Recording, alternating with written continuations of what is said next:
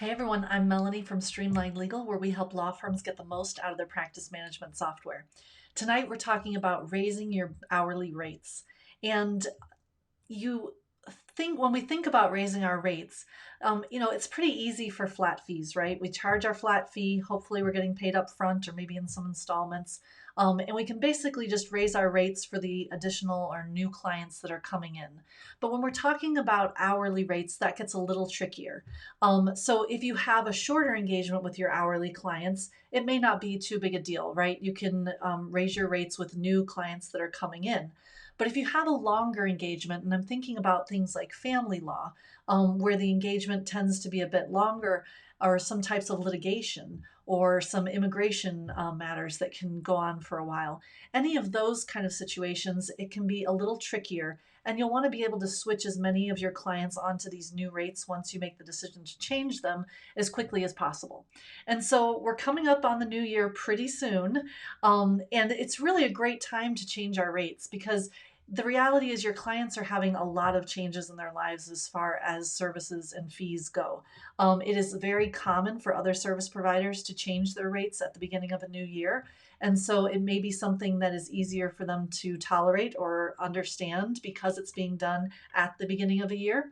And I will tell you that I have never actually heard of a client or potential client not hiring a firm because of a $10 an hour rate change, right? Your firm was $10 an hour more expensive, so I went with this other firm. Typically, when we're talking about hourly fees, we don't have those kind of distinctions very often. If you've had that experience, I'd love to hear from you to hear about that. But it's not very common.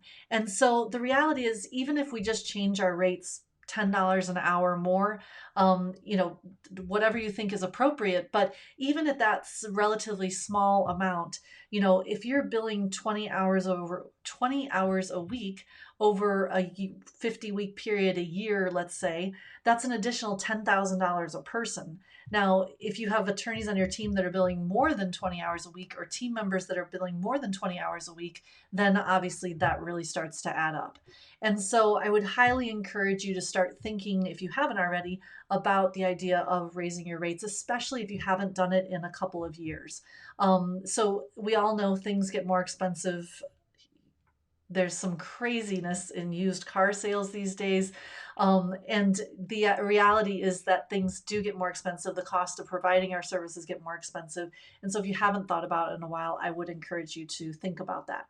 So once you've decided that you do want to raise your rates and you have an amount in mind, we want to look very specifically at your engagement letter or your retainer agreement or whatever contract you have with your clients.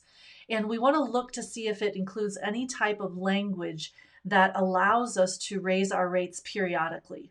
And so, if you don't have that kind of language, I would highly recommend that you start adding it to your engagement letters now. And again, especially in a situation where we're talking about an engagement that lasts a number of years. You may have files that are essentially stuck at rates that you were using 3, 4 years ago if they're a very long time frame. So what I want you to do is, if you have that kind of language in your engagement letter already, maybe it allows you to give a 30 or 60-day notice before changing those rates, then I want you to go ahead and give notice to your clients.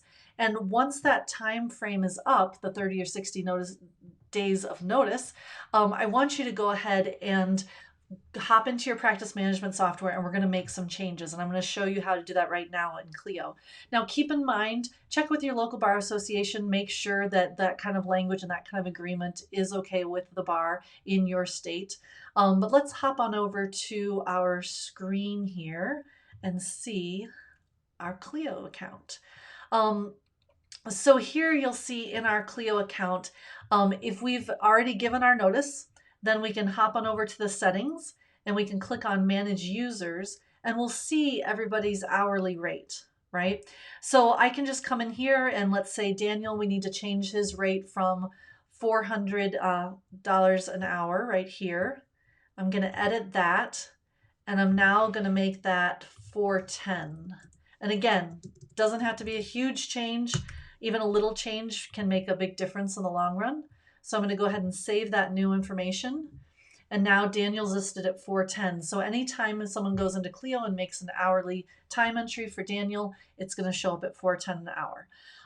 So now let's talk about the situation that's going to be really helpful, because once we've given our notice and that notice time frame is up and we put in our new rates for everybody, we'll go down the entire firm and change everybody's rates the way that we indicated in the letter. Then we can go ahead and start billing immediately with those new rates. Now, let's say that your letter doesn't say that. Let's pretend like maybe your letter does not talk about giving notice and raising rates periodically. Again, check with your bar association, but assuming that they're okay with that, I would go ahead and add that language to your engagement letter immediately, so that the next client that goes out and hires us, we want to make sure that we have that language in the engagement letter. Now, if we don't have it in there, then of course we'll need to stick with our previous billing rates for our current clients, but we'll want to raise the rates for our future clients. And so the way to do that in Clio is we're going to come over here, and you've seen the billing rates per user, but you'll also notice that there are billing rates within a matter. So here I'm in my matter, and I'm going to edit that matter and come down to the billing preferences section. And I can see right here where I can add a custom rate. So I'm going to go ahead and add a custom rate for myself. And on this matter, my custom rate is going to be $4.50. I'm going to add a custom rate for my, let's see, how about for Corinne here? She can have a rate of $3.50. And then, and keep in mind though, when we do this, we're going to have to do this for every person on our team, or at least every person on our team that's going to work on this file, right? I would suggest putting everyone in just in case someone does work on the file. And I can save these rates, and I'll go ahead and save that. Now, when I come, even if my billable rate that I set in the user section is higher, when I come and record time on this particular matter, it's going to show up at the specified amount that I just put in. So the idea being that these rates that we set on a particular matter, they trump the user rates that we set in the Clio settings. So if I have a matter that I'm not raising my rates for, I need to go back and make them all have these specific rates, these very specific rates. So that's what I'll want to do for all of my current clients, so that those rates are set and they will not change, they will not move, even when I put in a higher rate in the user settings like we just saw. So I would highly recommend that you go ahead and do that within your Clio account, so that you can start charging those higher rates as soon as possible. And don't be afraid. Go ahead and increase those rates that your firm can provide for you and your team, and in turn, you and your team can provide for your clients. Thanks for joining me tonight, and have a great evening.